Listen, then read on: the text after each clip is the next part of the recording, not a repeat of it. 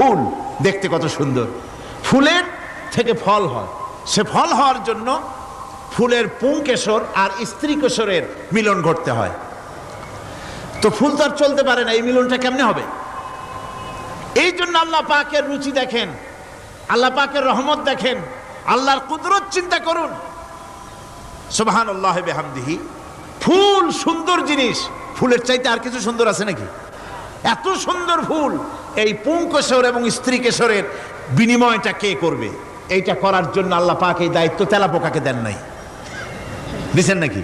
আলামিনের সৌন্দর্য বোধ কত বিরাট, কত মহান আল্লাহ পাক। ফুল যেমন সুন্দর, ওই সুন্দর ফুলের উপরে তেলাপোকা পড়লে ফুলের সৌন্দর্য নষ্ট হবে।